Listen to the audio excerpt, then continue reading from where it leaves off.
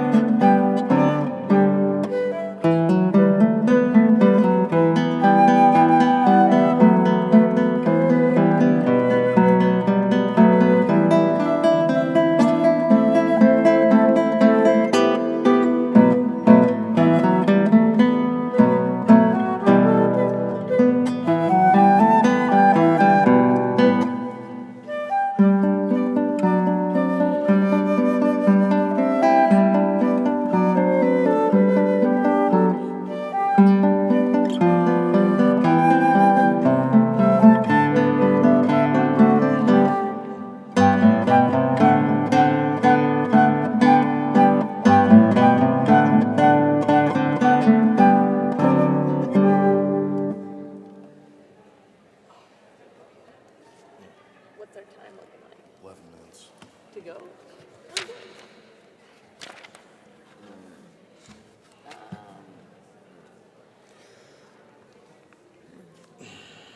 Alright, hold on. I've got like a hair in the back of my shirt. It's itching. Shoot. Okay. I don't remember this one.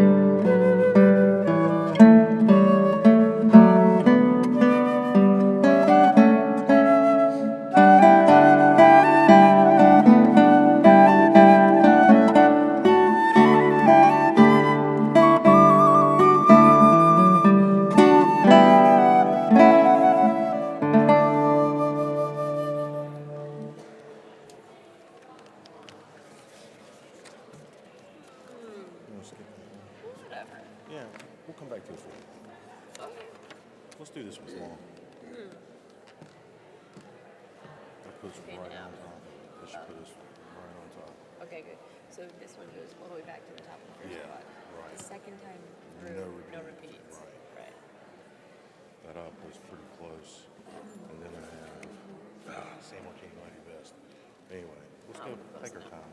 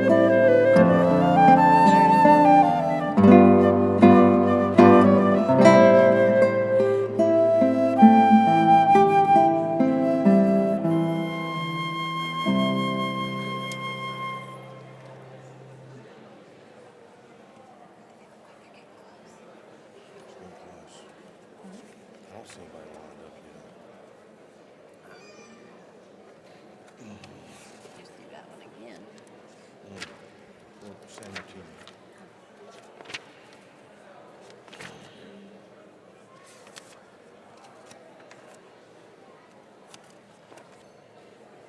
It's cold in here.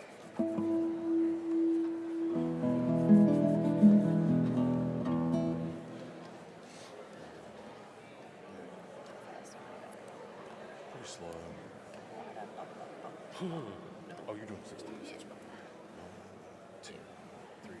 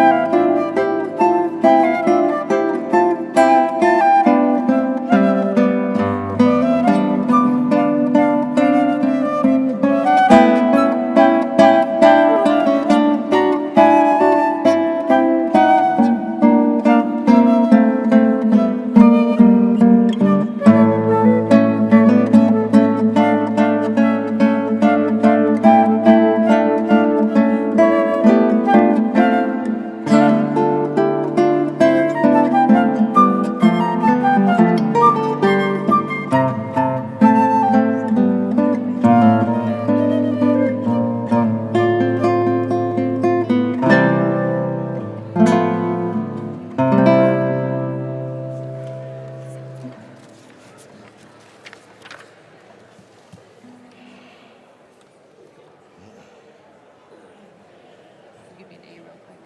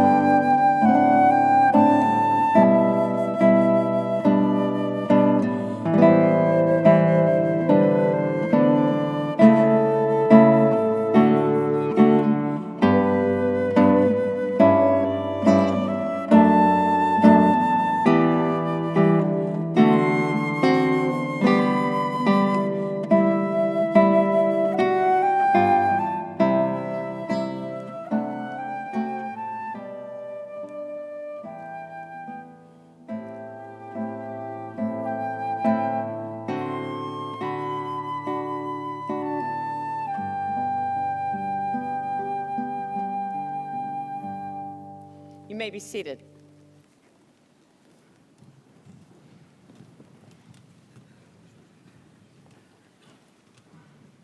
Good morning, and welcome to all of our guests who have joined us here today in this beautiful, historic venue.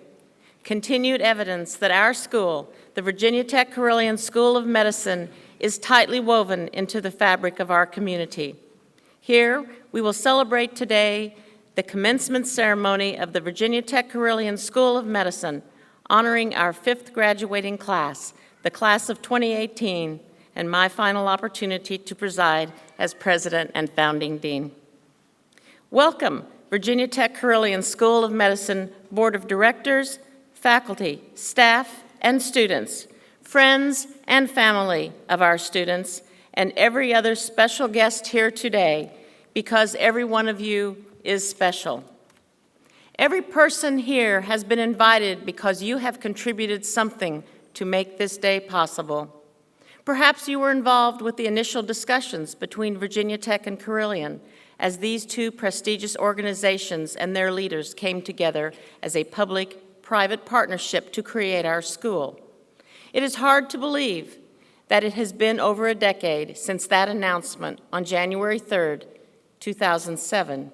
Or maybe your influence prompted the General Assembly to support the legislation to fund our $59 million building, which is the Virginia Tech Carilion School of Medicine and Research Institute, our co-located medical school and research institute, each flourishing with the success of the other and distinguishing us among all other new medical schools.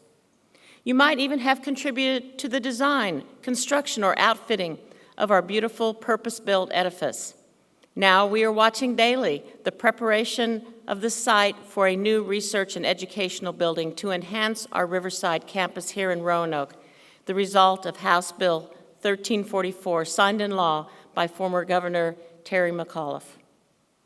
You may be one of the faculty, staff, or administrators who have been part of the 12 integration teams, which over the last 2 years have reviewed every moving part of the School of Medicine and looked for the optimal way to weave it into the fabric of Virginia Tech. We are just about there. On April 10th, all of our staff became employees of Virginia Tech, and on July 1st, our plan from the beginning that VTCSOM would be the 9th college of Virginia Tech will be realized. Yes, indeed, we will be official residents of the Hokie Nation. Our students, always a step ahead, presented us their class gift Thursday night after graduation dinner, our very own Roanoke Hokie MD. Of course, many of you are faculty, other healthcare professionals, and our patients, all of whom have contributed to the education of our students. Because of you, these students, soon to be medical residents, are prepared for the next step in their journey and are on track to be the kind of physician you would choose for yourself or your family, the kind you will want to call my doctor. You might be citizens of our wonderful, welcoming Roanoke community. Whether you have interacted with us within the walls of our school or we with you in the activities of your daily lives, we are your medical school. And finally, the largest group in attendance today, the guests of our graduates. Each of you has affected the life of one of these students in a way that has resulted in their presence here on the stage today. So students, before we continue with our program, I would ask you to stand and join me in thanking everyone here who has made this day possible for you.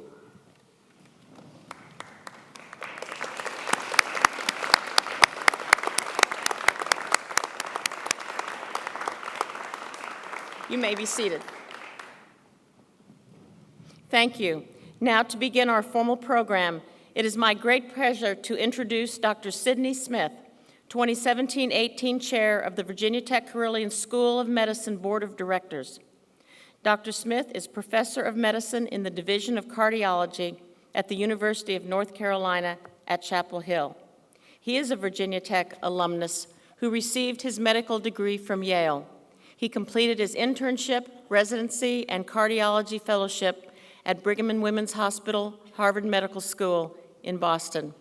Dr. Smith is a leading force in the American Heart Association, having served as past president, past member of the organization's Scientific Advisory Board and Board of Directors, as well as the AHA's Chief Scientific Officer. He is also immediate past president of the World Heart Federation and is currently serving as the chair of the Executive Committee for the National Heart, Lung, and Blood Institute for the National Institutes of Health. Among his many honors are the American Heart Association's Physician of the Year Award, Distinguished National Leadership Award, Gold Heart Award, and the Eugene Drake Award. Earlier this year, he was awarded Master of the ACC Award, which is the American College of Cardiology's top honor. For me, though, Sid has become a mentor, a friend, a chief advisor, a board chair who, when focusing on our school, as he does regularly, cares as deeply and thinks as hard about the well-being of the Virginia Tech Carilion School of Medicine as he does about world issues. And that does mean the world to me. It is my honor to welcome to the podium Dr. Sid Smith.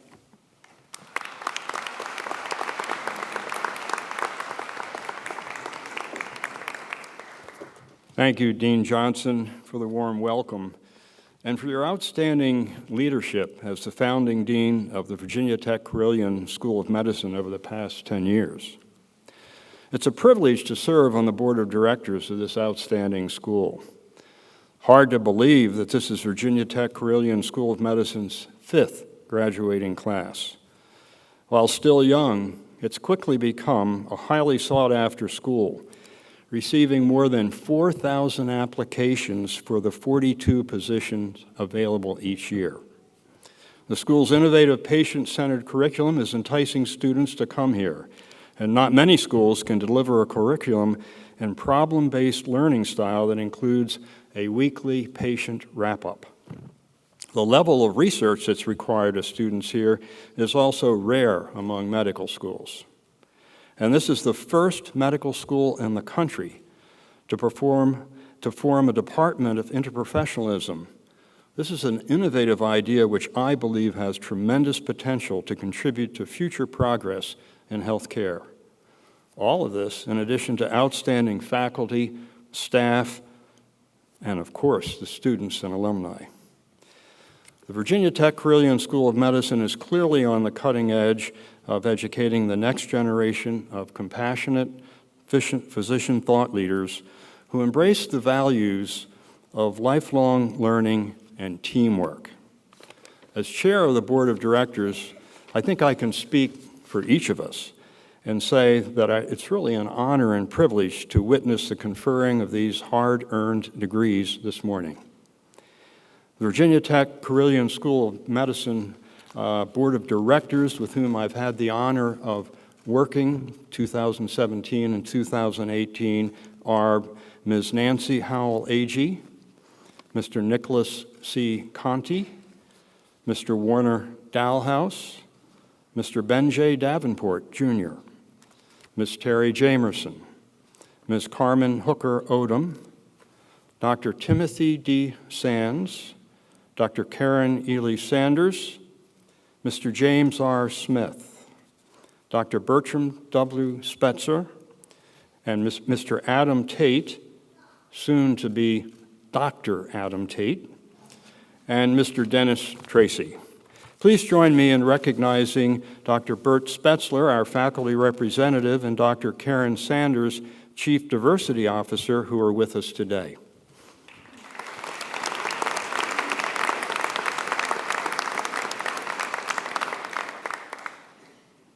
Now, as Dean Johnson mentioned, upon integration into Virginia Tech as the university's 9th college on the 1st of July this year, Virginia Tech's Board of Directors will become the school's governance board, and our independent board will dissolve. However, I am pleased that Dean Johnson has seen to it that many of the current board members will be involved in the school in some facet, through advisory councils and the like, including myself as a member of the Dean's Council on Advancement formed last year. I think I can speak for each board member in saying that we are excited to see the school progress into its next phase as an official college of Virginia Tech. Dean Johnson, and each of you who oversee the daily operations of this outstanding institution. Thank you for your dedication, your vision, your leadership, and your guidance.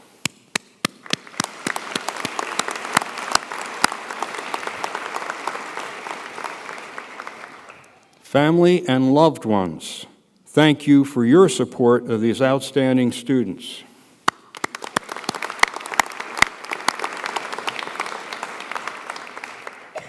And graduates, we congratulate you and we look forward to watching your exciting careers continue to unfold.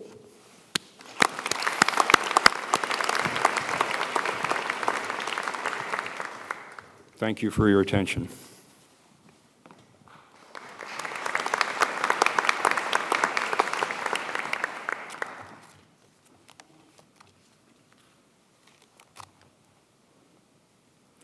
Every graduating class from every school is special, but you, our fifth class, have been a particular joy to us. Chosen from more than 3,500 applicants, you came with great academic and research credentials. It is you, our students, who are continuing to build the reputation that is consistent with the vision of VTCSOM as a research-intensive medical school. While academically strong and producing great, good clinical acumen, I believe you have also embodied the professionalism and communication skills often lost in this hectic practice of medicine, where the pressure of time can get in the way of meaningful communication, not only with patients, but also with the rest of the healthcare team. Even your own physician colleagues, where an incompletely communicated consult can have dire consequences for the patient. I know you have internalized these skills as I have listened to you tell others of their importance. I also want you to know how much we have learned from you and how our school gets stronger every year because of your desire to make it so. Your student perspective and active participation in developing and refining our cutting-edge curriculum has truly put VTCSOM on the map as a premier medical school for the 21st century. You have been key contributors in building the culture, both within the walls of our building and within the community that defines our School of Medicine.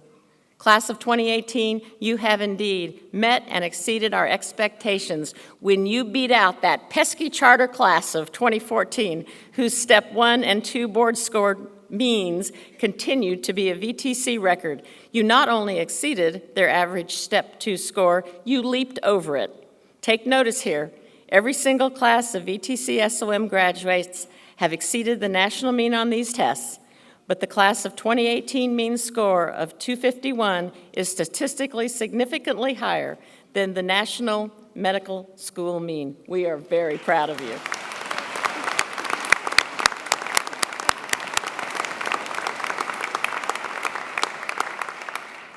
Now it is your turn to give the audience a student perspective of the class. 2 students have been selected by their classmates for this honor. Mr. Andrew Lee will speak first, followed by Mr. Adam Tate.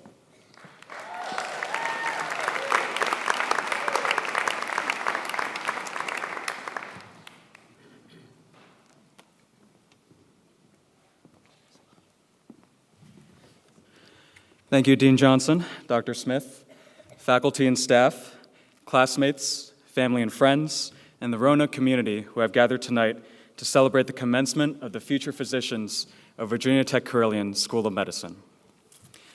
Here we are, from the first day of orientation on July 28th, 2014 to now.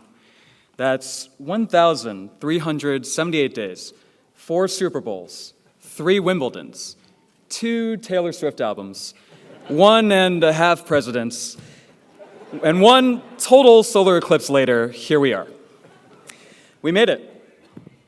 Let's take a look back and see how we got here.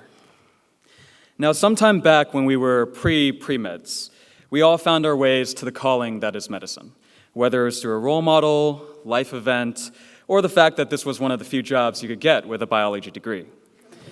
We passed organic chemistry. Remember when they said it would be useful in medical school? We moved from discovering alcohol to learning about how terrible it was to rediscovering it afterwards. And In that first year, we drank not only alcohol, but also from the metaphorical fire hose that is modern medical knowledge. We learned to say, "I'm sorry to hear that," and "How does that make you feel?" We met our first patient, our cadaver, for whom we are eternally grateful, whose generosity and warmth permeated the cold recesses of the anatomy suite.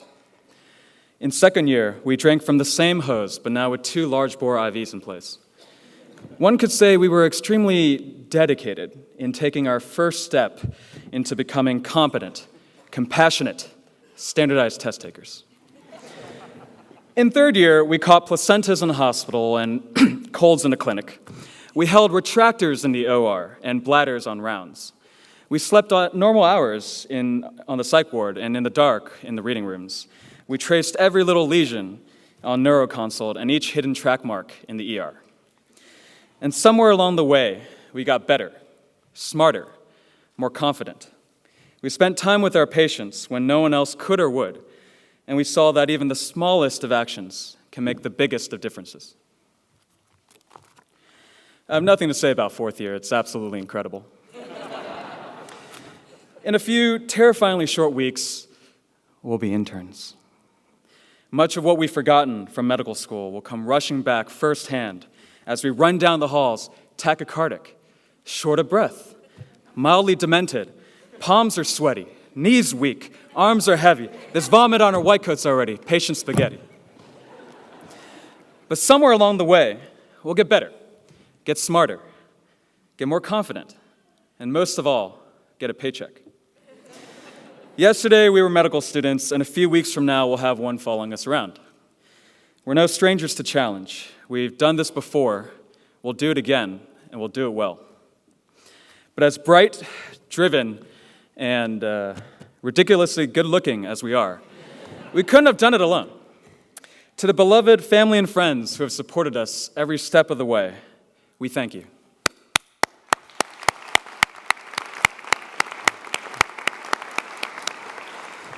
To the tremendously dedicated faculty and staff of Virginia Tech Carilion, we thank you.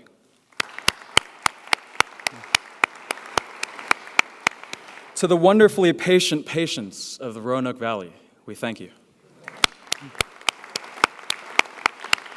And last but not least, we have each other to thank. We always say we're the best class in VTC history. You need no further proof than our very own Dean Johnson's announcement of retirement when she heard that the class of 2018 would be leaving in May. It's not the only reason. Who's the first and only class in VTC history to have a 1-to-1 gender ratio? Who has the highest Step 2 CK average in VTC history?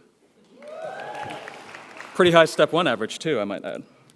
Who's the most attractive class in VTC history? Physically, mentally, socially, spiritually, and academically.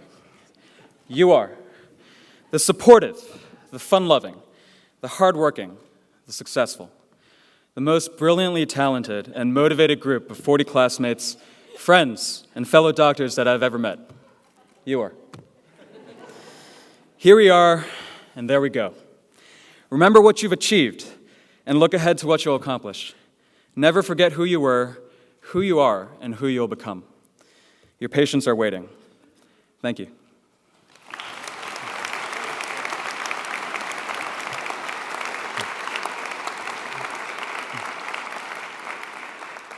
I would now like to introduce our next student speaker.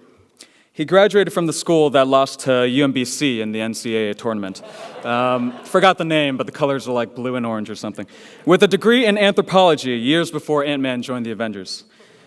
He then worked various jobs before completing his master's in public health at Johns Hopkins University, after which he conducted youth alcohol prevention research at the University of Maryland. He would then take his wealth of knowledge, experiences, and facial hair, of which he doesn't have anymore, groomed up for today, to VTC, where he served as an amazing class president, student and patient advocate, bracket master, pie baker, Thanksgiving host, and beloved classmate and friend. Ladies and gentlemen, Mr. Soon-to-be Dr. Adam Tate.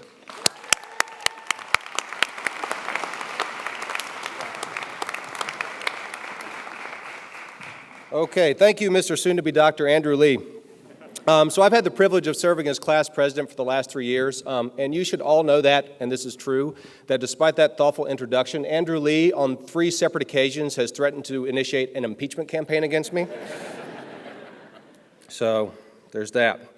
Before I begin my prepared remarks, I want to take a moment to thank a couple individuals from the class who have gone above and beyond in service to both the peers and to the school. They've done more work behind the scenes to provide social and professional opportunities as well as information and resources to not only our class but the student body. So at the risk of embarrassing you, would Jonathan Hoopman, Leah Manfredi, and Alyssa Savelli please stand up and be recognized by everybody?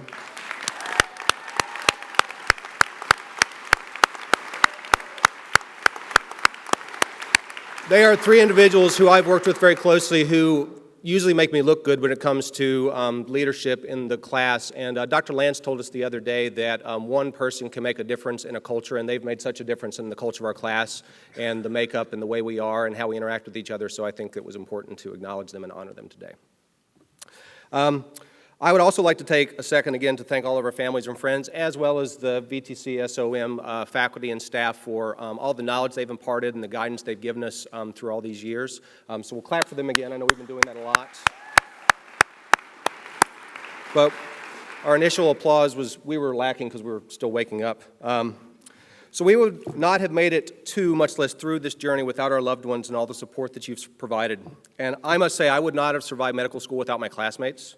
Leah's referred to our class before as codependent, which may be closer to the truth than we'd like to admit. But we're about as close-knit as a group of 41 people can be, 43 if you count Ani and Andrew Gaddis.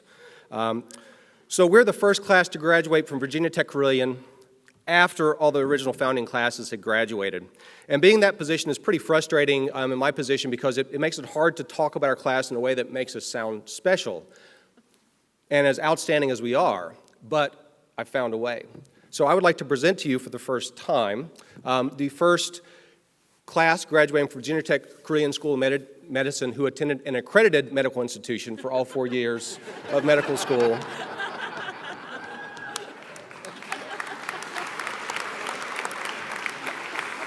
It's true. We as a class are passionate about this school and its future. Where we have observed deficiencies in our education, we said something. In fact, we have done this so frequently that we have elevated the quality of our collective complaining to the point of being an art form. We have also, though, put forth immense effort to improve the institution for those who follow us, oftentimes in cases where the culminating resolution would not actually come in time to affect us, but affect the graduating classes or the future classes before us. And for that pioneering spirit alone, that willingness to put effort into making something better when it doesn't benefit you, I am very proud to be a member of this class.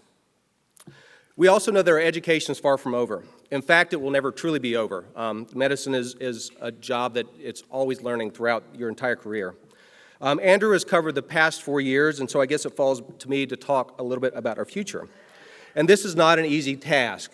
Yes, I am the elder statesman of the class, but I'm as naive to anyone as the true nature of the challenges that lie ahead. My father, who's been a family physician for about the last 35 years, reinforced this to me about a month ago when he asked me, "Are you ready for residency?" And I looked at him and said, "No." And he sort of looked off from the horizon. We were outside. And he said, "Good answer." So what I want to say about the future is not so much about medical practice, but more generally about making through, 25 to 37 years old, since the paper advertised my age the other day. And so it comes in the form of a reminder and also a request. So first, I want to remind you all not to forget the lessons we've learned over these last 4 years, not the test scores and the test answers and things like that, but the important lessons. As you looked out and helped your classmates here, please look out and help others out there. And I don't just mean your patients. I'm talking about your co-residents, other clinical professionals, even your attendings, and your future colleagues. Yes, some days you're just going to be trying to survive. We all know that residence is going to be hard, and we're going to have to keep our heads down.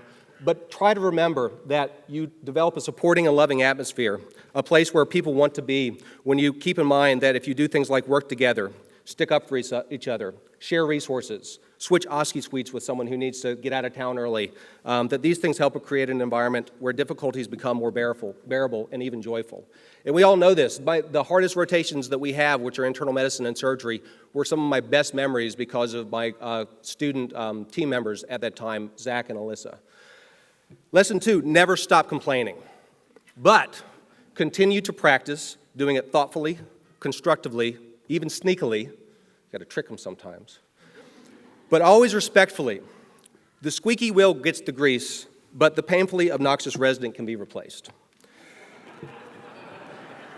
It's happened, just saying. Secondly, the request I have for you guys is about how you take care of yourself, and it's this. Never say anything to yourself that you would not say to your best friend. Yes, sometimes you have to look at yourself and say, hey, you've been a real jerk lately. Sometimes you have to look at your mistakes and acknowledge them. But berating yourself about it is unfair and unnecessary.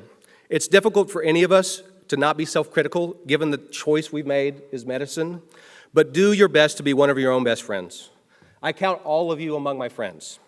You are a dynamic, intelligent, fun, and a cooperative group of individuals, and I am truly sad that our time here at Virginia Tech Carilion is over. I brag about you guys all the time, and one of the perks of being able to brag about people that have such high scores is that everyone assumes that your score is that high. And I'm truly honest when I say this, that I've been happier here these last 4 years than I can remember being in my adult life. Thank you for letting me speak to you today. Thank you for making our experience here so phenomenal. The class of 2018, everyone.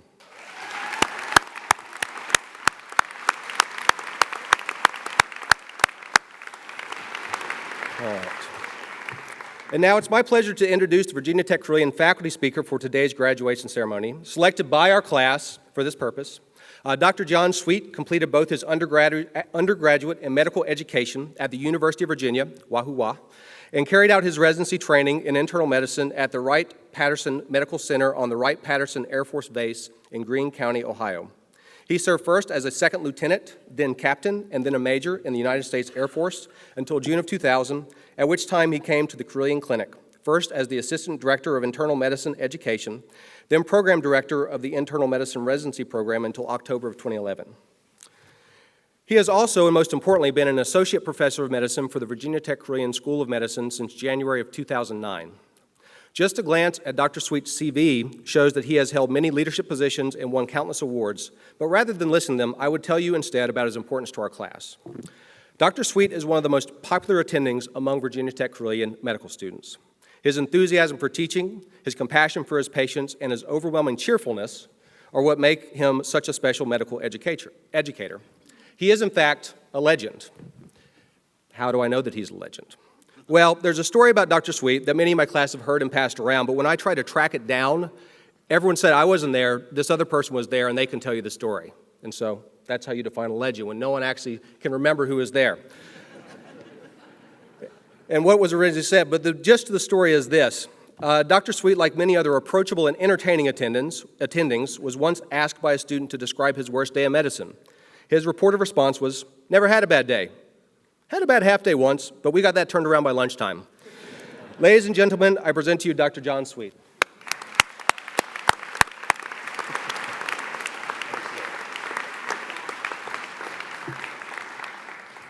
Thank you, Adam, Dr. Tate, for that very nice introduction. Dean Johnson, class of 2018, it is indeed an honor to be asked to share a few thoughts with you. 25 years ago, the first Saturday morning of May was the best day of my life. I got married to Mary Beth, who many of you know. We stole off on our honeymoon just in time to return for medical school graduation on a beautiful May day in Charlottesville. So I know that from personal experience, the few thoughts I'm going to share with you today, there's essentially no chance that you will be able to remember them, because I certainly didn't remember the speakers back then. But nonetheless, last year I'm reminded of the opportunity I had to take care of a young man who really struggled with severe substance use.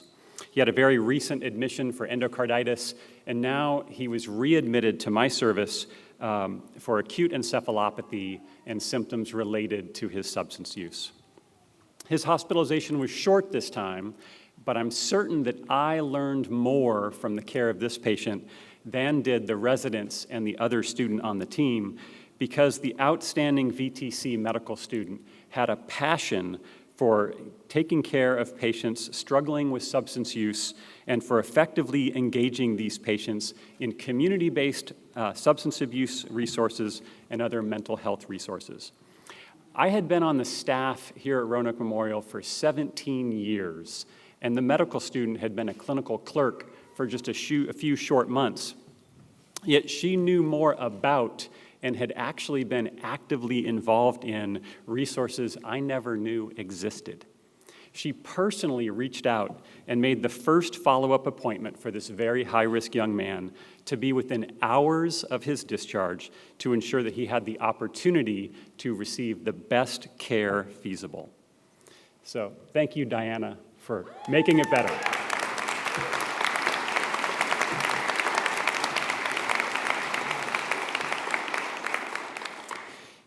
You will soon be the leaders of your healthcare teams. You guys have made it. You have likely attained your last educational degree. You, your family, and your other loved ones should be very proud of what you've accomplished. And it's not over. As has been mentioned before, there's a lot more to come. My hope and my exhortation is that you continue to make yourselves and your organizations better. To go further, faster, you have to make it better. To make it better, you must reflect, evaluate, and act. Psychologist and educator John Dewey reminded us that we do not learn from experience, we learn from reflecting on experience. Read something new every day. Learn something new every day. Reflect upon your practice. Keep track of your patients. The feeling you get when you make the correct diagnosis is the exact same feeling you get when you make an incorrect diagnosis. When I'm on the inpatient service, I keep little note cards on a handful of patients who are either diagnostic dilemmas or whom I only had the opportunity to see for a day or two before rotating off the service. And then I go back in a few days, a couple of weeks, and sometimes even a few months to learn from my mistakes and reinforce my successes so that I too can be better next time. Mark Reed, a hospitalist in Denver, recently tweeted, "You only need to push yourself 1 mile per hour faster than your fellow residents, and at the end of each year, you'll be 8,760 miles further down the road." In other words, there is no substitute for smart, thoughtful, reflective hard work. This investment will compound greatly over time and make you and your organizations better. The journey of 1,000 miles begins with a single step, so do the small, seemingly insignificant, incremental things every day that so many others ignore. So in order to have an outstanding career in medicine, always try to make yourselves and your organizations, like Adam said, better. As a resident, there was a lovely young woman in my continuity clinic with what I thought was severe asthma. Her home environment was not very good. She lived in a trailer. She had some visible mold that she described and some odors that reminded her of the smell of formaldehyde. I tried everything I could think of and read about and learn from my colleagues to try to treat her asthma. In an era before potent inhaled steroids, I treated her with multiple prolonged courses of prednisone, and I made her Cushingoid. A year later, the true diagnosis of vocal cord dysfunction was finally revealed by a different physician. I was responsible for substantial harm to this young woman, and ever since, I always consider the possibility of vocal cord dysfunction in every single patient who does not respond promptly to appropriate asthma treatments. So learn from your mistakes. There will be many. You will fail to make the correct diagnosis in a timely fashion. You will make surgical or procedural mistakes. You will probably be named in at least one lawsuit during your career. You will fail from time to time to keep the patient at the very center of the care experience.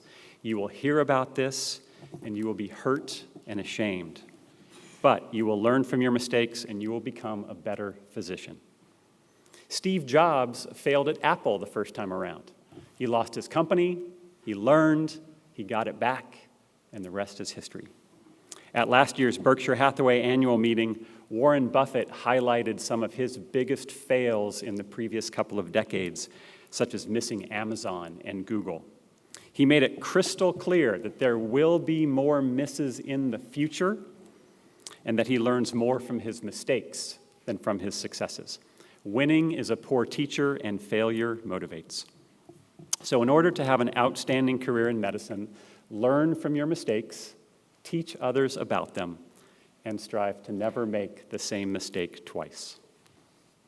In their horrible 1989 movie, Bill and Ted's Excellent Adventure, Keanu Reeves and Alex Winter charge us to be excellent to each other. In other words, just be curious and friendly all the time, and everything will be okay. Say thank you often, publicly, and in your texts and emails. Ask questions. Listen. Did you know that listen and silent contain the exact same letters?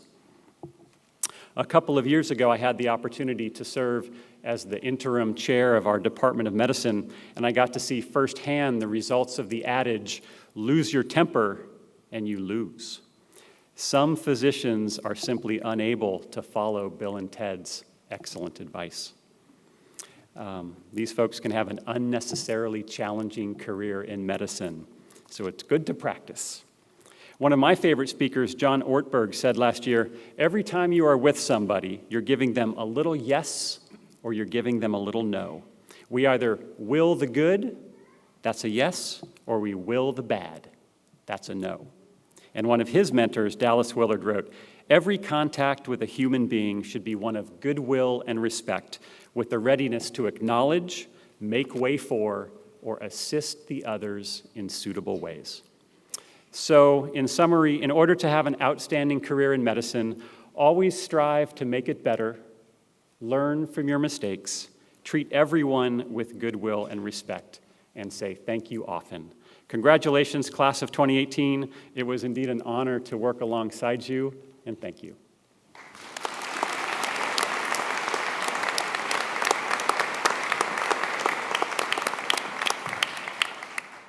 Thank you, Dr. Sweet. Continuing a tradition begun last year, we have invited one of our alumni to speak during commencement. We have selected Dr. Rohini Mehta. Rohini arrived at VTC School of Medicine on August 1st, 2011. Rohini was hard to miss, with a beaming smile that even the toughest portions of medical school couldn't fade. She was one of 42 students that year who took a chance on coming here. Yes, the charter class had paved the way, but they were only 1 year into their education when Rohini arrived. We didn't have a track record of how our students would do on the STEP exams, and no match day had occurred. She was certainly one of many student entrepreneurs who helped shape and mold the school. As a very active member of the group of Women in Medicine and Science, or GWIMS, I got to know Rohini well as we worked together to make the school even better than before. Before graduation, Rohini was the Leonard Tao Humanism in Medicine Student Awardee, recognizing her clinical excellence and outstanding compassion in the delivery of care for patients, their families, and healthcare colleagues. Rohini graduated in 2015, but has been one of the many alumni who has stayed close in touch with us at the school. I was honored when she accepted my invitation last year to join our newly formed Dean's Council on Advancement, where she is currently chair of the Alumni Relations Working Group. Rohini is currently in residency for psychiatry at MedStar Georgetown University Hospital in Washington, D.C. Rohini has excelled in her training and says a highlight has been the opportunity to teach medical students and junior residents. Last year, she earned a residency award from Georgetown called String of Pearls Award in Teaching Medical Students. My hope is that Rohini returns to teach our students and residents here one day. Rohini has one more year left in residency, and then she hopes to specialize in geriatric psychiatry. She enjoys spending her free time with family and friends, with one family member also being very special to us here at VTCSOM. She is married to Dr. Sean Fletcher, a charter class graduate. We not only produce exceptional doctors here, but we are gaining recognition for forming love connections as well.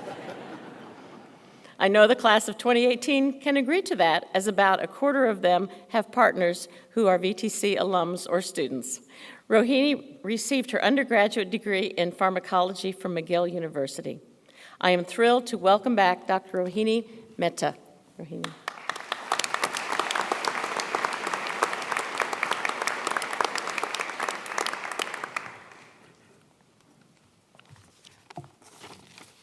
Thank you so much for that introduction, Dean Johnson, and thank you for inviting me to be here today.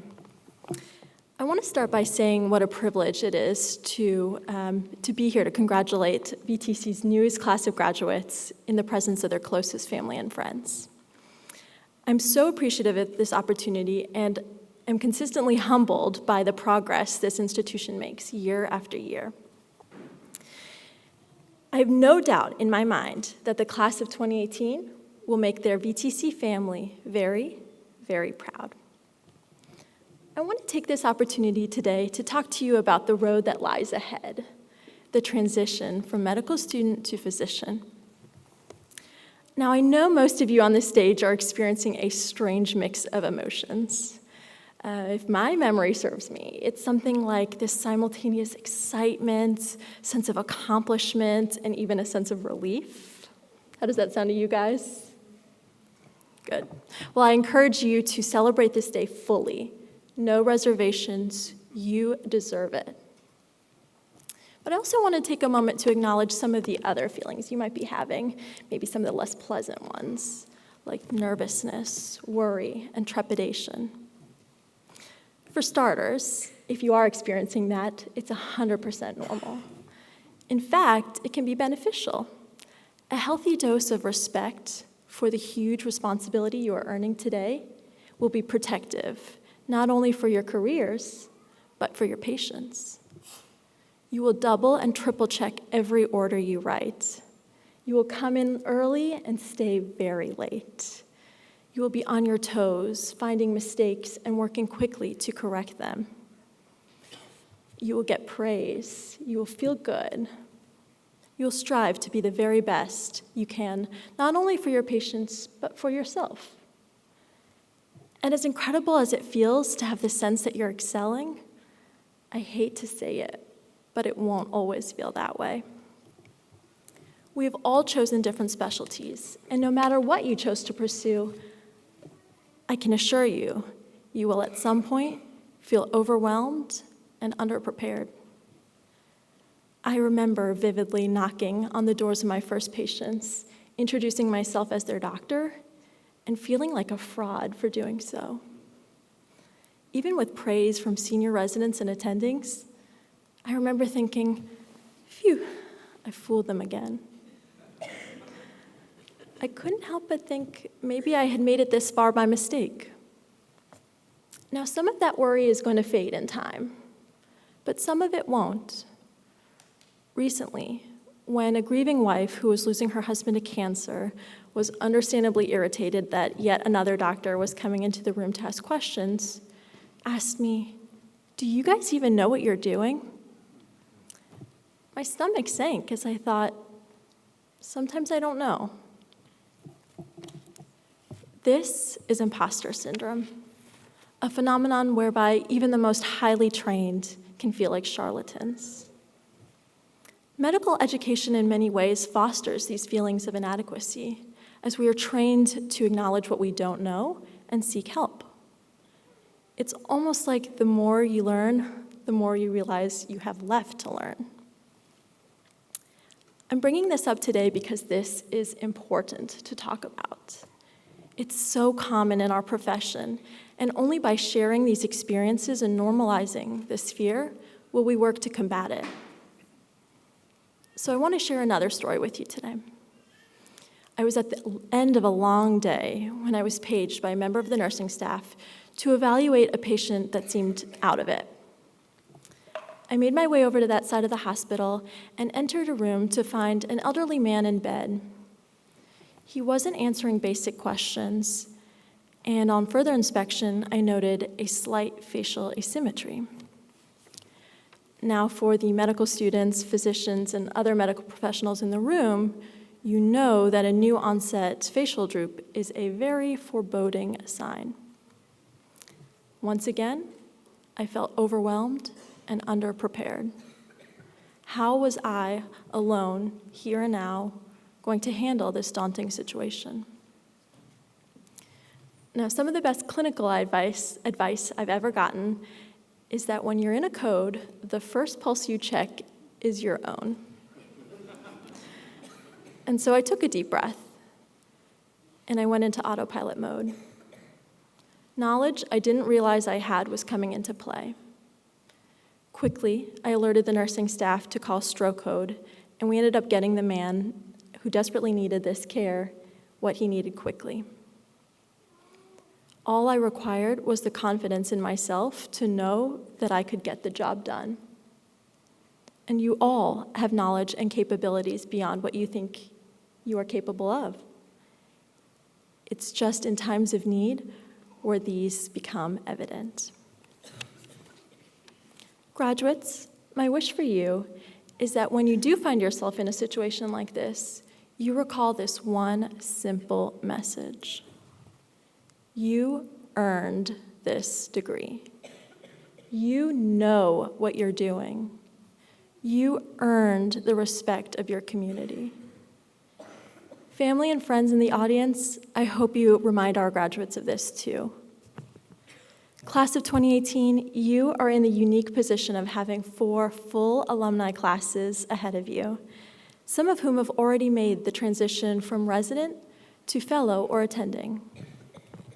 I want to encourage you to utilize us as resources and continue to seek guidance and mentorship throughout your careers.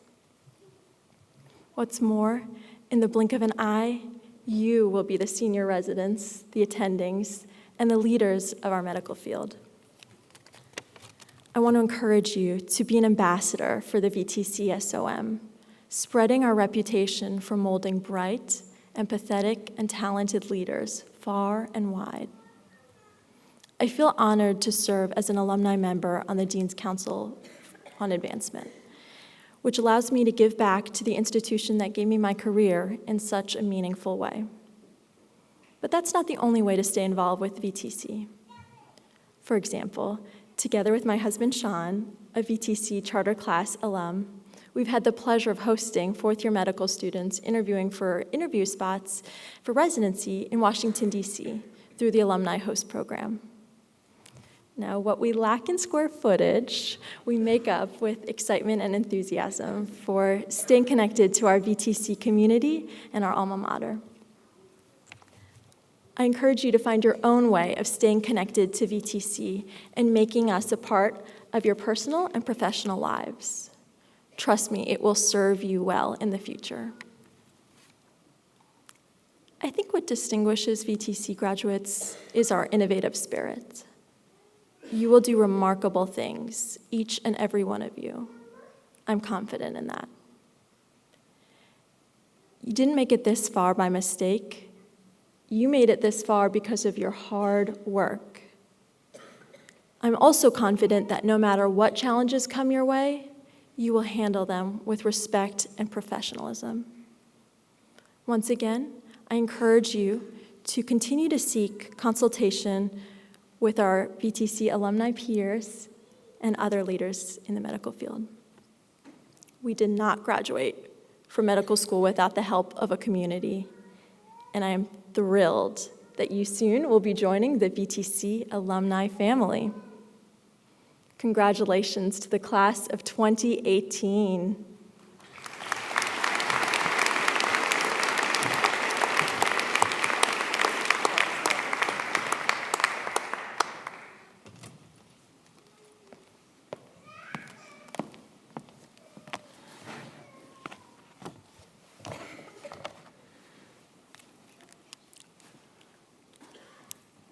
An honor and a privilege. These words are so often used, but I have not been able to find any better that might more adequately convey how I feel this morning. It is indeed an honor and a privilege to come before you to introduce the keynote speaker, the founding dean of the Virginia Tech Carilion School of Medicine, Dr. Cinda Ann Johnson. Over the last decade, Dean Johnson has become a tremendous partner and colleague, and beyond that, a close personal friend. Now, I could throw all of Dr. Johnson's myriad of high accomplishments at you, but you've come to know much of that through her extensive media coverage. So I want to share some words with you that go beyond what is in print and on the TV. I first met Dean Johnson shortly after her arrival in Roanoke, as she began to fully immerse herself in what seemed the incredible task of establishing the Virginia Tech Carilion School of Medicine. Our offices were on the same floor at Carilion Roanoke Memorial Hospital, so we would frequently be together in meetings and see each other in passing, and a friendship began to blossom. At the time, I had oversight in Carilion clinic planning and building projects, so my interactions with Dean Johnson increased as we began to plan for this new school and its groundbreaking. In fact, I have a photograph of us together at that groundbreaking. Through the planning process, I observed her careful thought and attention to detail, ensuring a purpose-built building designed to meet the needs of its future students and the unique curriculum. If she cared that much about the large and small details of physical space, I knew that she would care even more about the large and small details related to her faculty, deans, staff, students, and colleagues who would soon be on board occupying that space. When I was appointed president of Jefferson College, our relationship as colleagues deepened and began to grow in a new way, as did our friendship. Dean Johnson was present at my inauguration, and not long after, she asked me to serve as chair of the medical school's Department of Interprofessionalism, a domain approach found here unique in American medical education. Again, I considered the invitation an honor and a privilege. Through our partnership in interprofessional education, we worked hard along with our other partners and were successful in bringing the Collaborating Across Borders CAB 5 biannual conference to Roanoke in 2015. The hundreds of leaders from schools all across the country and Canada and Europe came here to Roanoke and were astounded by our approach in educating healthcare professionals and leaders for the future. Through it all, Dean Johnson has walked the talk, showcasing a level of collegiality to me and all others she works with in the clinic, classroom, or the conference room that personifies interprofessionalism. The more I work with her, the more I see of her passion and drive for improving healthcare outcomes through the education of the next generation of physician thought leaders. I've learned so much from Dean Johnson in the academic arena, but not only there. Let me tell you a couple of quick stories. In 2014, we traveled with her daughter-in-law Sarah and the mayor and Roanoke representatives to Wonju, South Korea for the 50th anniversary of our sister relationship there. Cinda, having been there before, was such a wonderful help to me. We visited Yonsei School of Medicine and Severance Hospital.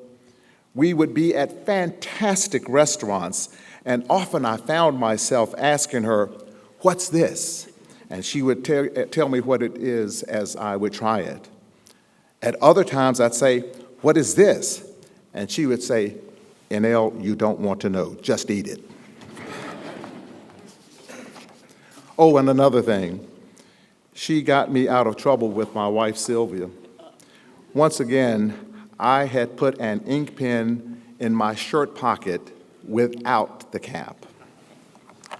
And Cinda taught me about the magic that comes in that little bottle called Stain Devils. It worked. I got it out, and Sylvia never knew until now. I asked Cinda when she came to know that she wanted to be a physician. She said that she didn't discover it until college, and it came to her by observing and listening to female classmates who had already made that decision. And I believe Bruce, who she met in church, did his part as well in that discovery process for Cinda. Church was a place that was helpful for her in her discovery of who she is and whose she is. I also asked that question of Mr. Dolores Stolte, Cinda's mother, who's here with us this morning. It's so good being with you these last couple of days. And we'll pick up on our discussion about Hosea and that difficult read. Ms. Stolte said that Cinda Ann was always an exceptionally bright child who just loved learning, and how that continued into high school, never giving her parents any trouble. I was looking for something, but there just wasn't anything there.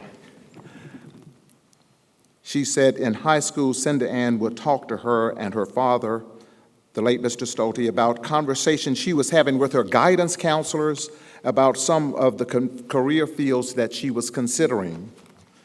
They mostly just listened. But it was when she came home from Stanford for a break that she announced that she had decided she wanted to be a doctor. And they said, if that's what you want, that's fine. Her parents felt strongly that they should not push their thoughts on what she should do, but rather provide discovery opportunities for her so that she could continuously explore in determining where her path would lead her.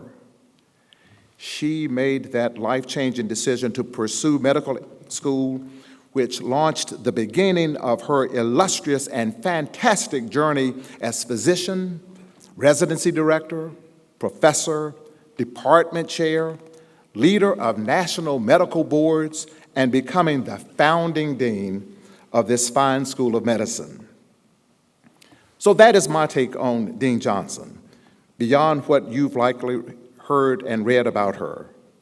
In astounding ways, she loves and cares about this school, this city, and every one of you, as you've come to realize. Personally, I am saddened that our time of working together will soon come to a close, but her retirement is well-earned, and I take solace in knowing our friendship will continue. Friends, please join me in thanking Dean Cinda Ann Johnson for her service and leadership, her vision that has created the magic that is Virginia Tech Carilion School of Medicine, and welcoming her to the podium for her final commencement address. My colleague, my friend, my sister, Dean Cinda Ann Johnson.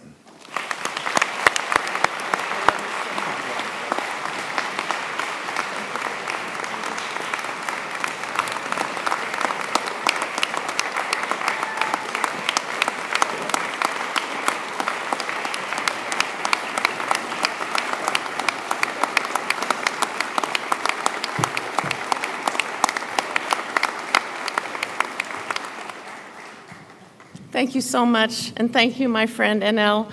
And what I thought was going to be a difficult speech just got harder, but I'll give it a whirl. Virginia Tech Carilion School of Medicine, educating physician thought leaders through inquiry, research, and discovery. Good morning and thank you. Thank you all for being here today, especially my family. My mother, Dolores Stolte, who bore me and named me.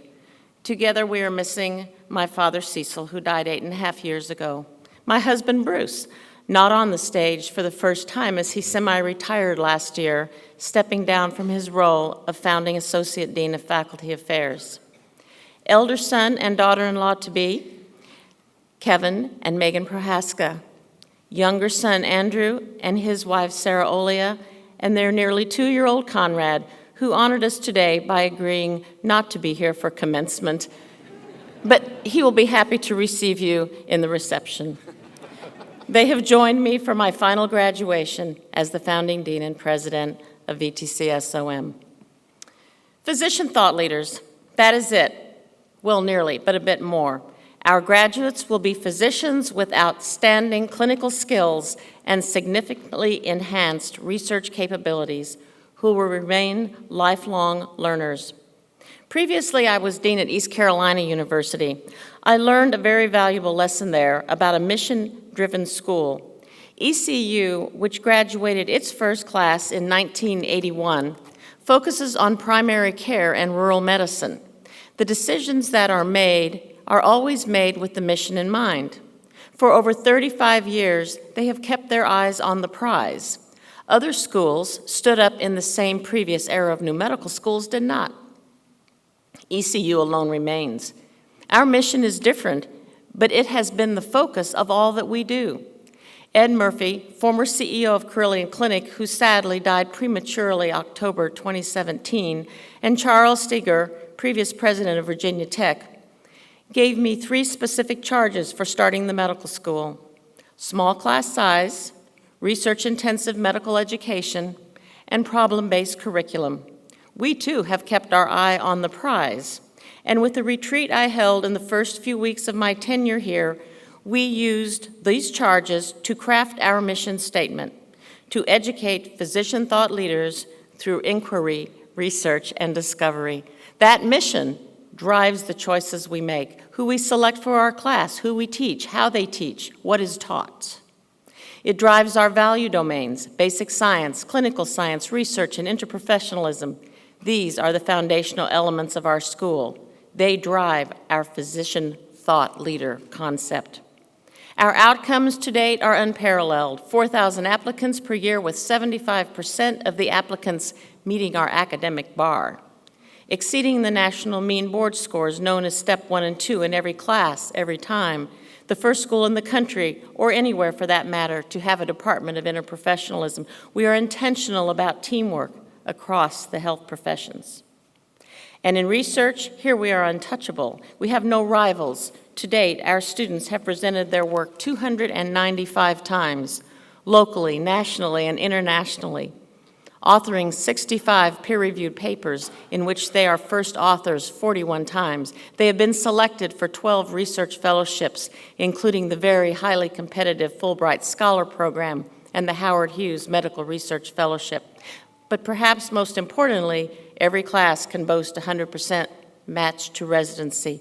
Well, what is that all about? You cannot be licensed to practice medicine without a residency in this country.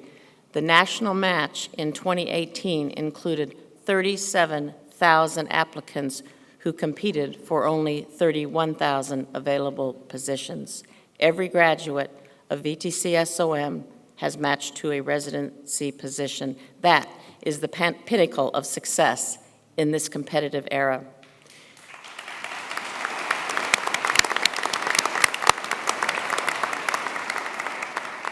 Ladies and gentlemen, these men and women are out of the gate, positioned to be the nation's physician thought leaders. And now to you, our graduates, listen up. From today forward, you have a responsibility to be a physician thought leader. The country needs you. I need you. Physician thought leadership needs to be in your DNA. Being a physician thought leader is not a part-time responsibility. It is how you see the world every day, all the time. I reflect on several personal experiences of physician thought leadership. These are not always life-defining. They are life-living. Some have a big impact, others are ever so small. All are important. Story number 1. Leading major systemic change in healthcare.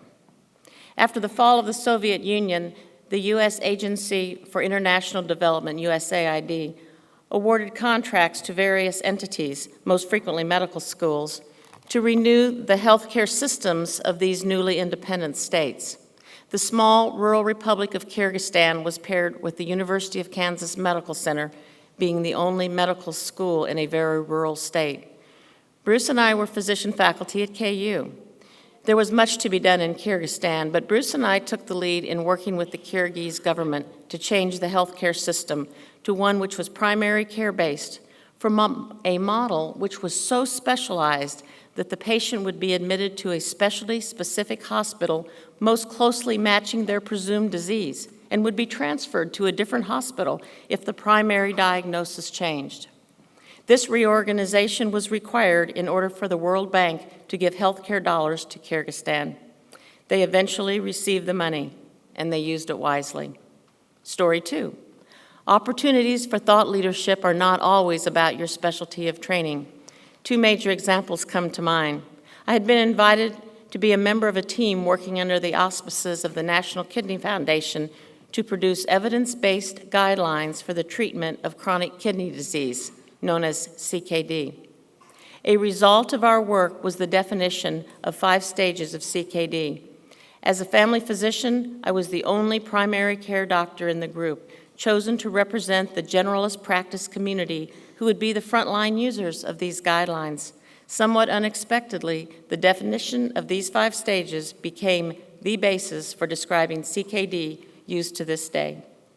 In the second example, I was a director of the American Board of Medical Specialties, the board which is the umbrella of all medical specialties, in the 1990s, when this body took on the task of defining the attributes of the competent physician. Rather oddly, no such definition existed.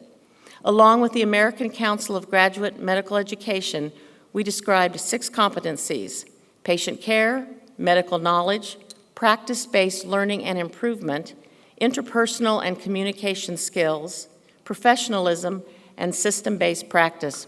I would never have imagined that I would be the founding dean of a medical school and we would use those competencies on which to build our curricular goals and objectives. Story 3. My final example is more about life living. You graduates will be physicians from this day forward, every day, everywhere. You must be ready to take a leadership role at any moment. My son Kevin and I were flying to Sweden for a wedding of a distant cousin.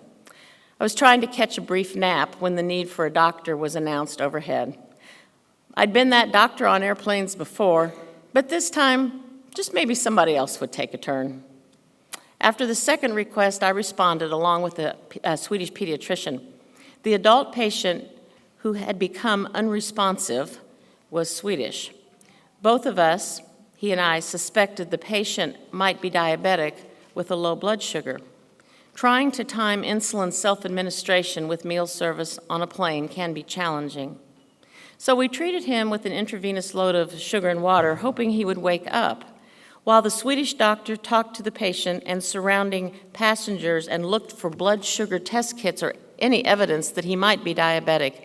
I was tasked by the pilot to advise whether or not to continue to fly or turn the 747 around and land. Considering fuel and location, I had 10 minutes to decide. The patient was not waking up, and the time was short. Consequences of landing were huge for the several hundred passengers and the airlines, but the pilot wanted to land timely if there could be no diagnosis and treatment en route. When the pilot asked me for a final time what to do, I realized I was facing one of the most difficult decisions I'd ever made. As physicians, we think doctor and patient or doctor, patient, and loved ones. I had never thought about a scenario such as this. I was opening my mouth to tell the pilot to land when the pediatrician announced that the patient was returning to consciousness. The mysterious diabetic test kit had been under the jacket he was wearing. We continued on to Stockholm. The flight attendant, who had been unusually anxious, told me later that previously she had encountered a similar situation with a very different outcome in which the patient died en route. So what about you, graduates? How will you demonstrate your thought leadership, and why does it even matter? It matters because if you don't, you won't be the ones to lead medicine into the future. So you must. It's your responsibility. You're prepared to step up and lead. having already shown your abilities in many ways, such as in organized medicine, where you have been regularly elected to leadership positions in the AMA, the Virginia Medical Society, and the American Association of Medical Colleges. You have stepped up in the community, leading efforts to help the underserved. I challenge you to become thought leaders for some of the serious issues facing medicine today. Here is a sampling from the medical literature in just the last couple of months. From the Journal of the American Medical Association article, Healthcare Spending in the U.S. and Other High-Income Countries. Papanikolaou et al. Cite prices of labor and goods, including pharmaceuticals, and administrative costs that result in the U.S. spending twice as much as other high-income countries on health care. At such a cost, our health outcomes should be excellent. They are not. In fact, a recent report from the Commonwealth Fund ranks the U.S. healthcare system last among health income high-earning countries. Key strategies recommended for improvement are timely access to care for preventive, acute, and chronic care, and the delivery of evidence-based and appropriate care services. Research into what evidence-based is often lacking, and yet, when the evidence is clear, it takes us nearly 10 years to put it into practice. Other concerns are how best to teach in the 21st century, how to teach our new medical students, new methods of pedagogy, and the appeal of competency-based over time-based education. Even there, the threat is to devalue team-based and interprofessional skills. How do we tackle what our new Virginia Tech Dean of Architecture, Richard Blythe, calls big, sticky problems? Well, through inquiry, research, and discovery, of course. It is possible.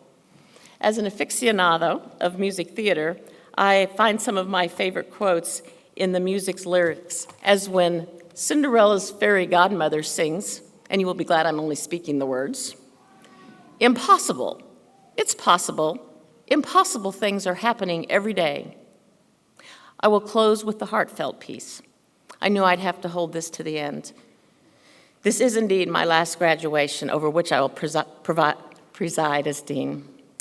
I don't really know how to process that reality, only to say that it signals the end of a career in medicine that I could have never imagined. Doors opened when I didn't even know there was a door, and I walked through, and I found another door, and then it opened. To be the founding dean of the Virginia Tech Carilion School of Medicine was, for me, the pinnacle. To work with leadership of Carilion Clinic in Virginia Tech, now to deliver our school fully formed, yet with boundless opportunities as the 9th college to the university. To have a leadership team that is unsurpassed, a group of deans here on this platform working with me every day, in and out, and meeting every Tuesday morning at 7 a.m. We've had conversations about curriculum, health and wellness of the faculty, staff and students, student access, faculty development, the list goes on and on. We made every decision on every aspect of starting the school and running the school intentionally. Maybe not perfect, but after review of primary source data, of current practice. And then we dreamed beyond that reality and gave ourselves permission to try again if the best result was not yet achieved. Those around me who endure my violent editing of anything that comes across my desk, and also my love of words, and Merriam-Webster's word of the day will appreciate this one from April 4th. The word was career, not the noun meaning a profession for which one trains and which is undertaken as a permanent calling, but the verb career, to go at top speed in a headlong manner. As I reminisce in my retirement, I will fondly remember both. So now, VTCSOM, class of 2018, accept the charge I have given you. Your life as physician thought leaders begins today. Thank you.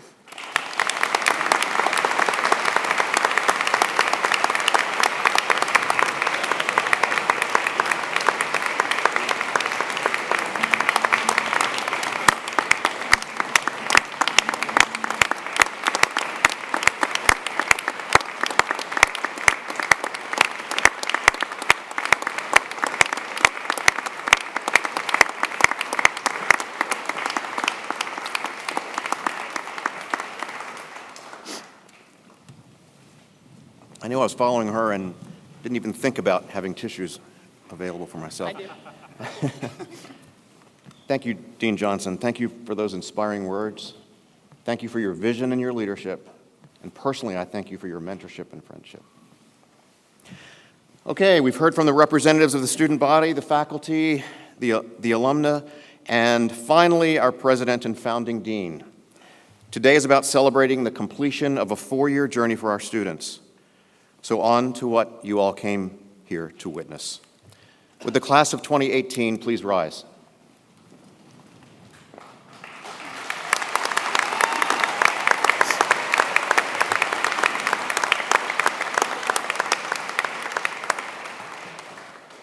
Dean Johnson, I have the high honor and great privilege of presenting to you the candidates for degree Doctor of Medicine from the Virginia Tech Carilion School of Medicine.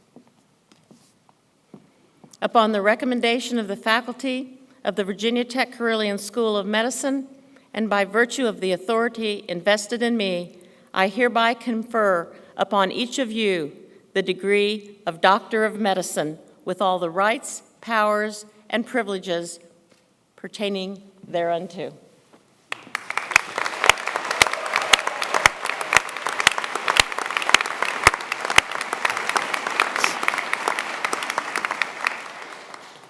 Would the doctors please be seated?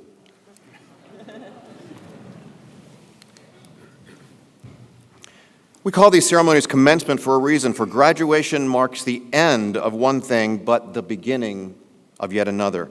The 41 people before you are now set to begin their journey as physicians. In the graduation program, you will note the specialty as well as the residency program where our graduates will be training, beginning less than 2 months from now. As we send them off, we want to introduce them to you. As each name is called, the members of the class will proceed to the front of the stage where they will be hooded by several of the deans. The exterior of the hood is green velvet, the traditional color for medicine. The interior of the hood is blue and maroon, representing the colors of Carilion Clinic and Virginia Tech, which taken together are the official colors of VTCSOM. After the hooding, each student will then proceed to Dean Johnson, who will present them with their diploma. Finally, Dr. Mehta will present them with a pin that they can wear proudly on their long white coats, indicating that they are indeed alumni of the Virginia Tech Carilion School of Medicine.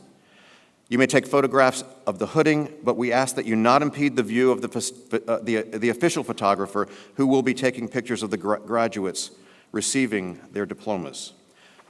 Would Dr. Mehta, Dean Johnson, and the deans take their places?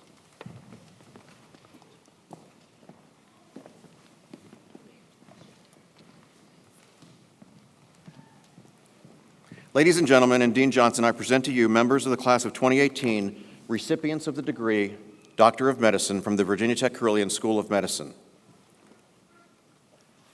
Dr. Evangeline Kamalini Arulraja.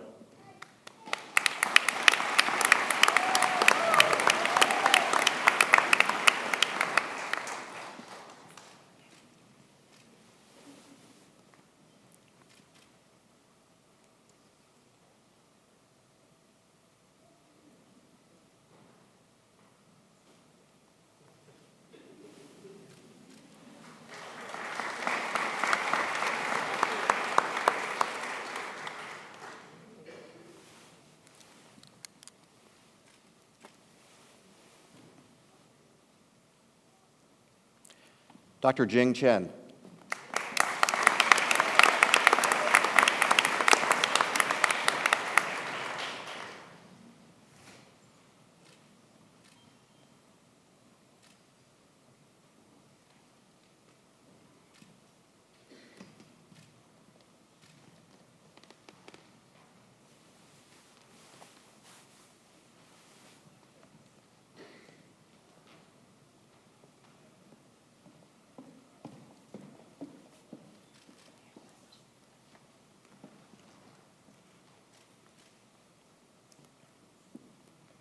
Dr. Dylan Craig Cockrell.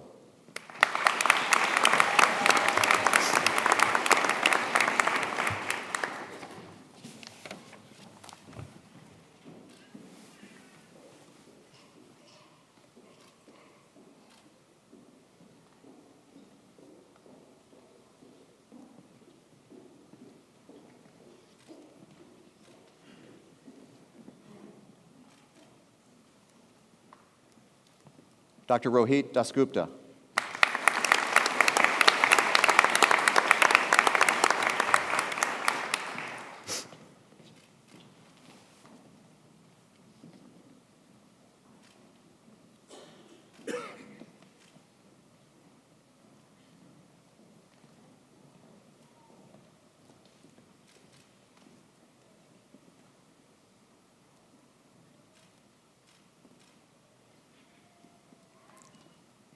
Dr. Ashley Rose Etchison.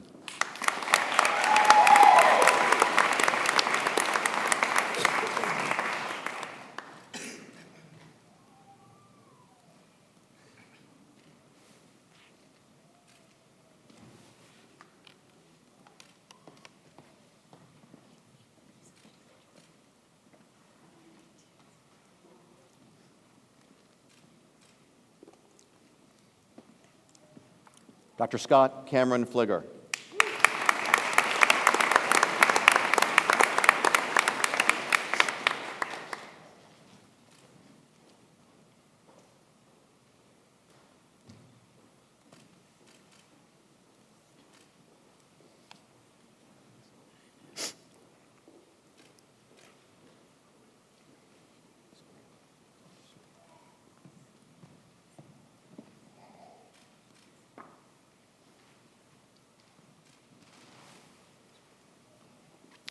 Dr. Sarah Lillian Herman.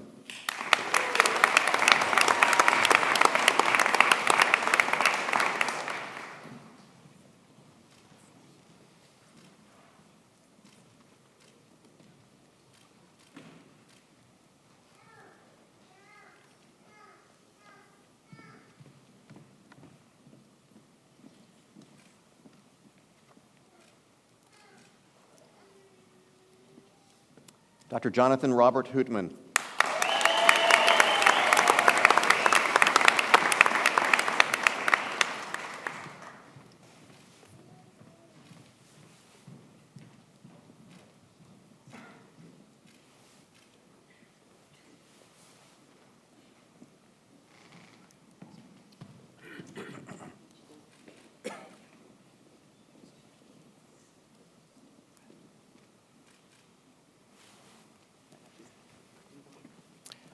Dr. Tyler Jeffrey Johnson.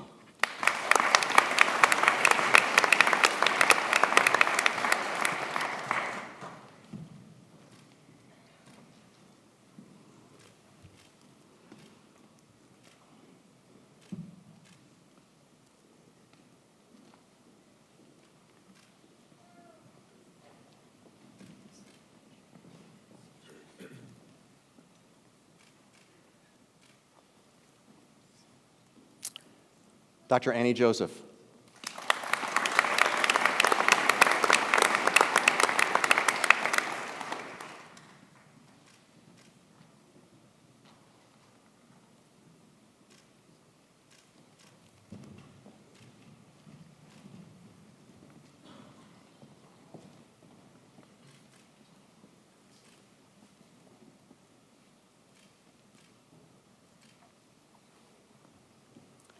Dr. Pratik Kanabar.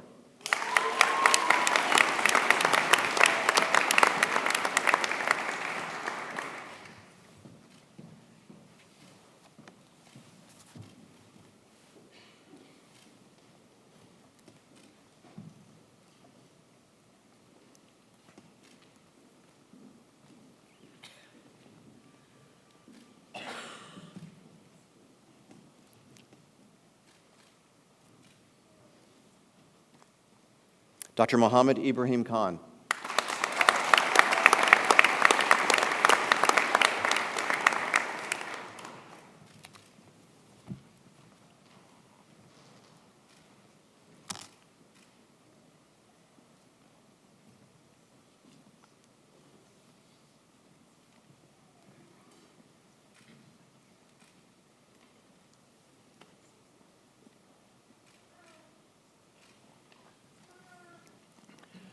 Dr. Courtney Nicole Nill.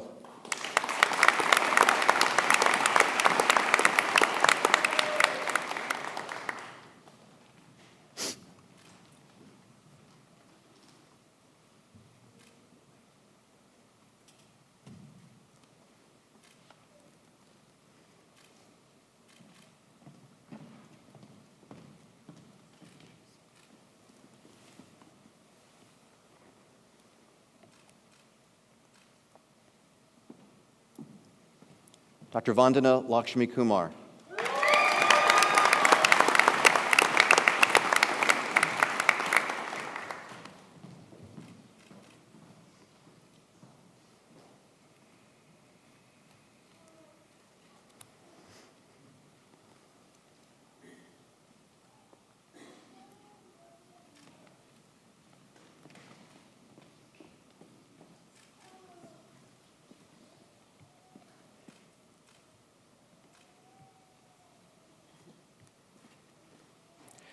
Dr. Elizabeth Ann Hogan Lottie.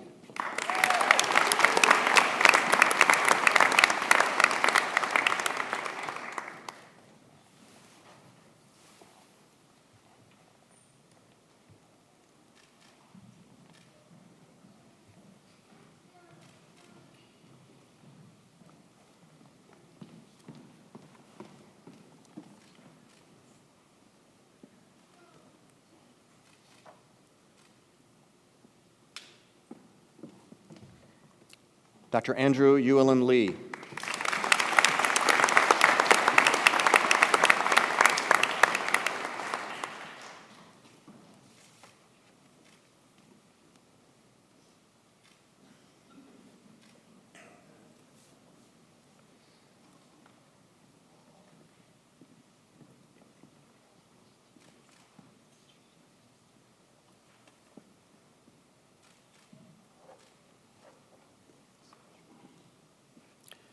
Dr. Leah Manfredi.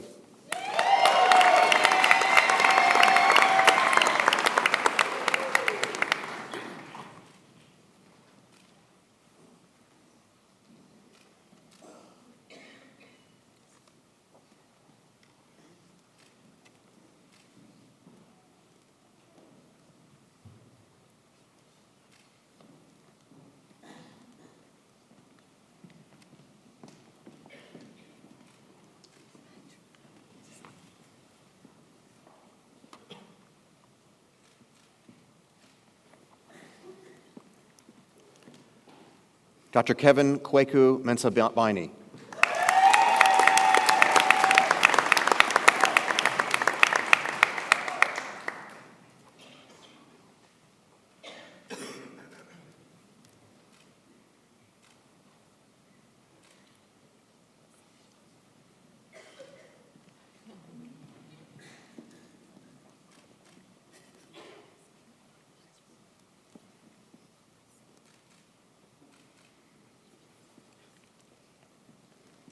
Dr. Alyssa Hannah Nagy.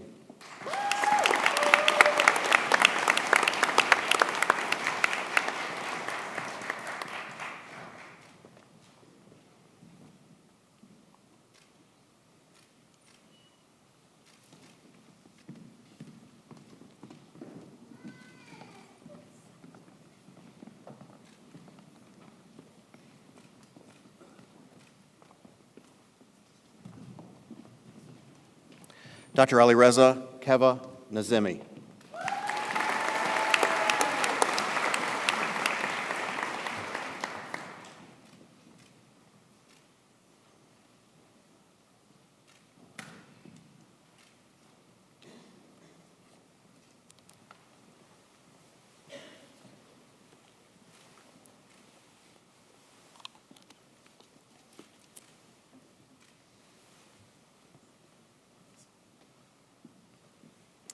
Dr. Margaret Elizabeth Nelson.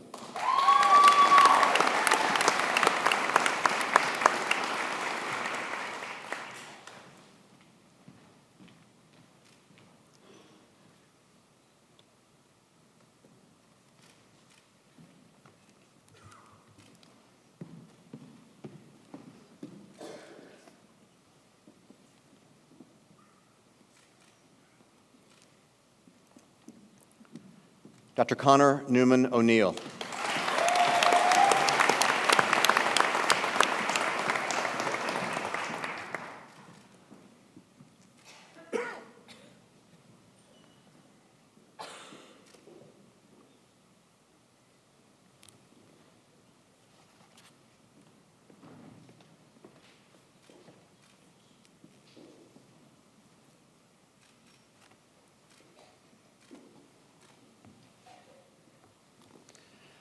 Dr. Ju Yuan Park.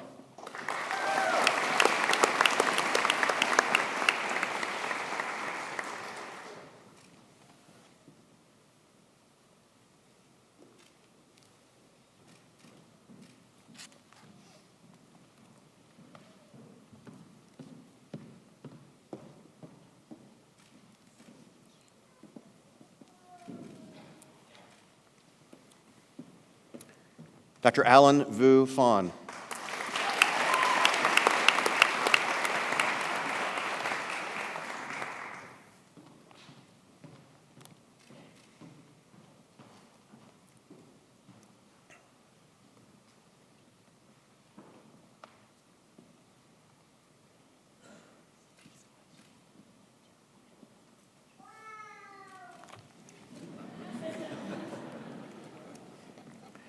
Dr. Donna Kim Phan.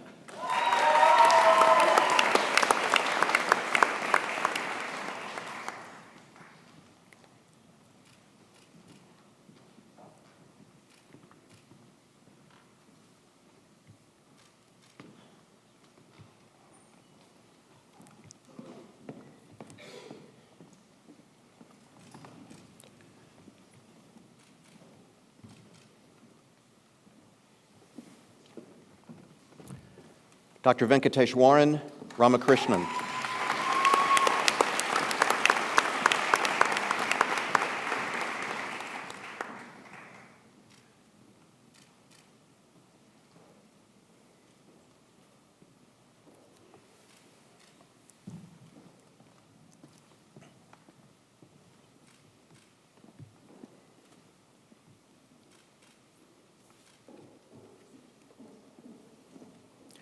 Dr. Caroline Michelle Reist.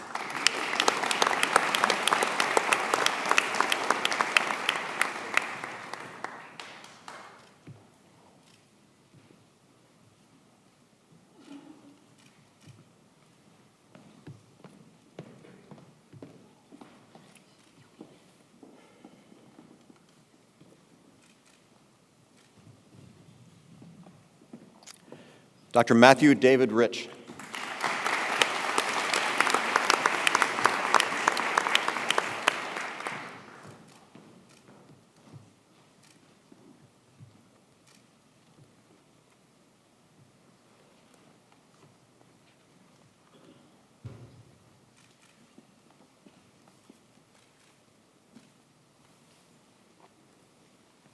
Dr. Julia Morrow Ross.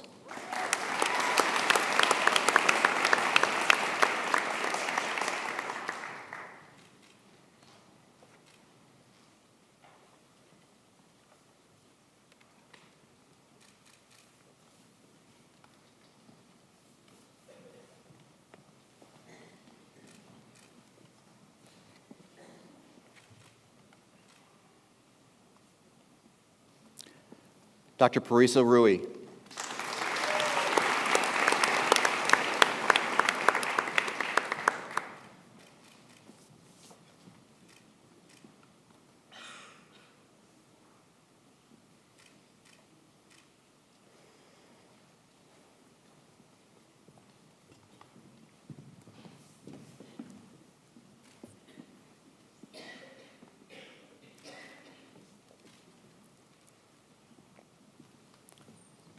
Dr. Alyssa Caitlin Savelli.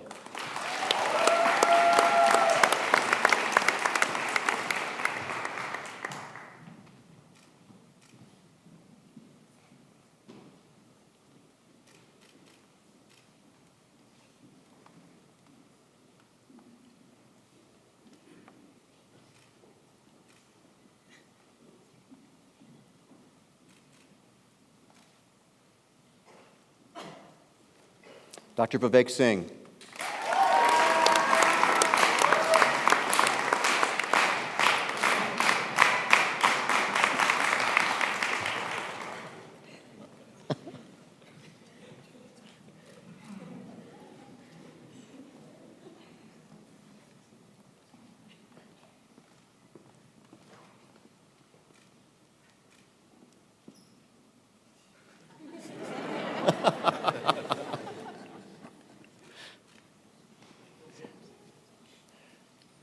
Dr. Nikki Sood.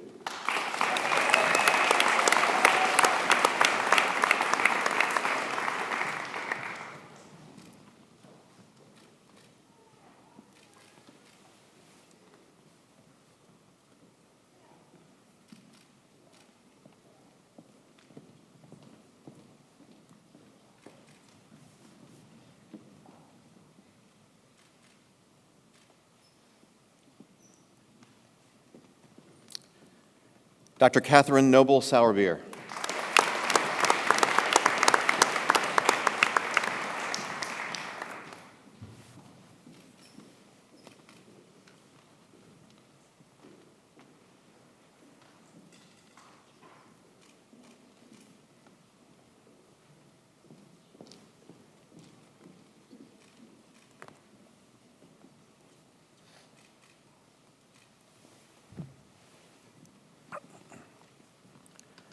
Dr. Kevin James Stagenborg.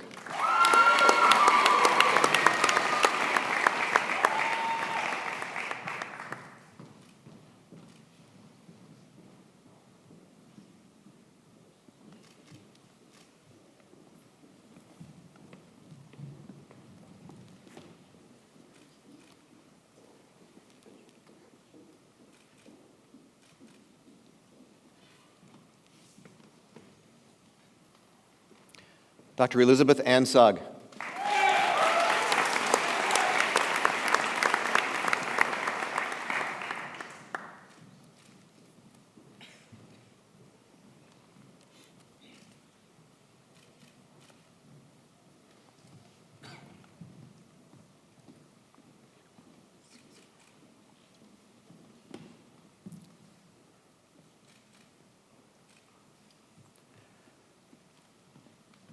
Dr. Adam Marshall Tate.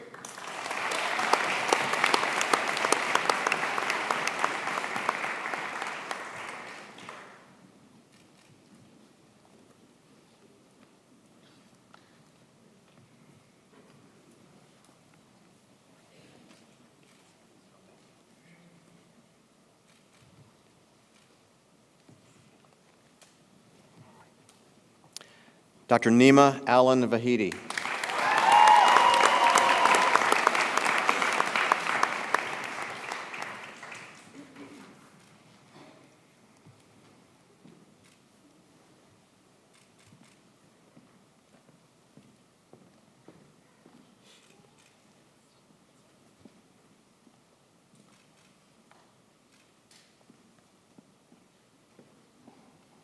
Dr. Zachary Joshua Walterscheid.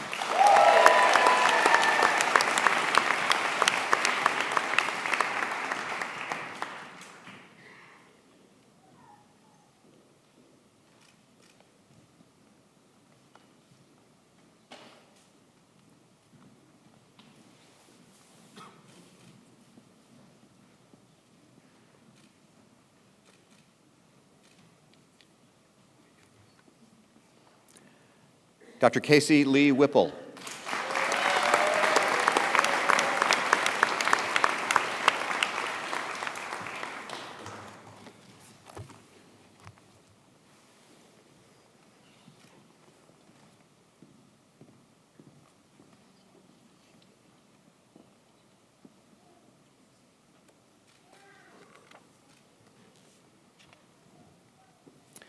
Dr. Diana Lynn Zykowski.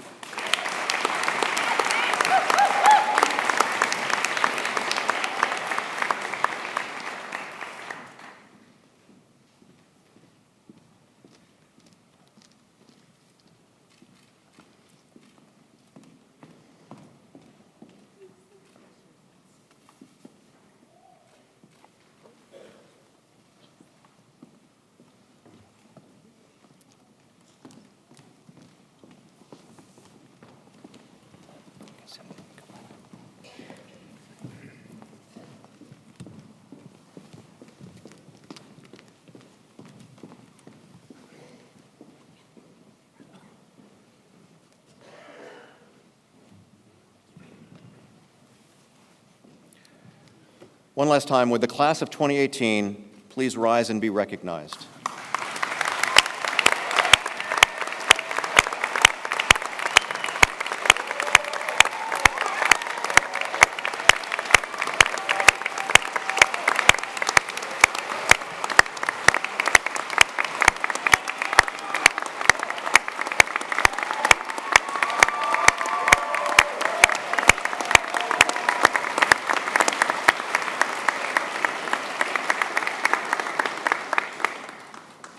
You may be seated.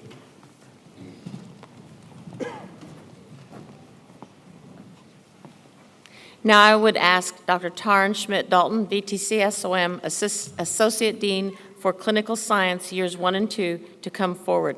Dr. Schmidt-Dalton will lead our new graduates and physicians in attendance in the recitation of the Hippocratic Oath.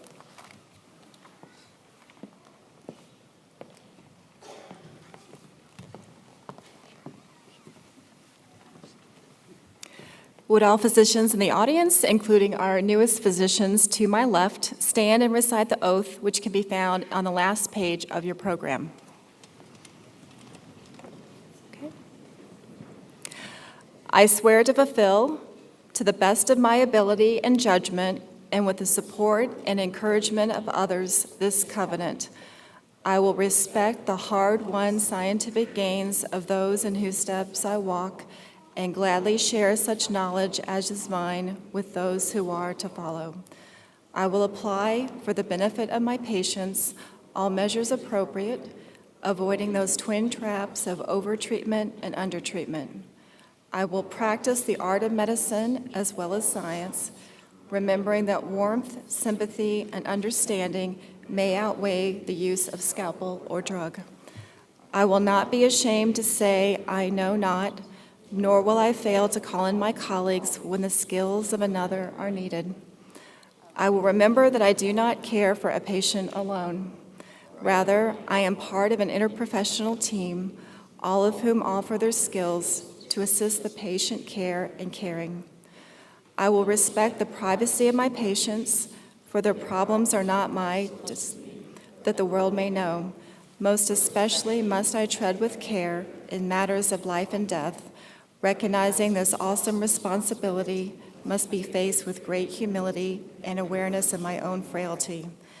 I will remember that I do not treat data or disease, but a sick human being whose illness may affect family and economic stability. My responsibilities include these related issues if I am to care adequately for my patient. I will prevent disease whenever I can, for prevention is preferable to cure.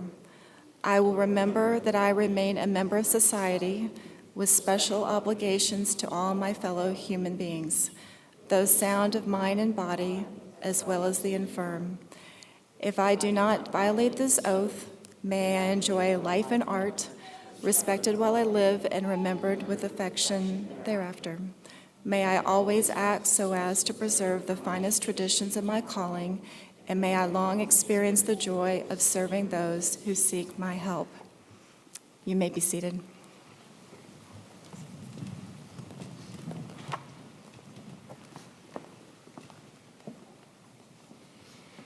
On behalf of all the physicians here today, I am very proud to formally welcome the Virginia Tech Carilion School of Medicine's class of 2018 into our profession.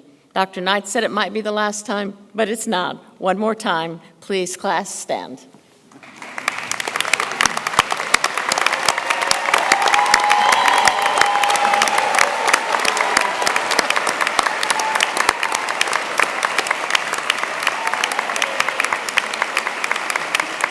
Please be seated. Thank you again to all of our guests for coming this morning. Please join us for a reception immediately following in Fitzpatrick Hall here at the Jefferson Center. Now will the ceremonial party and the graduates please stand with me for the recessional.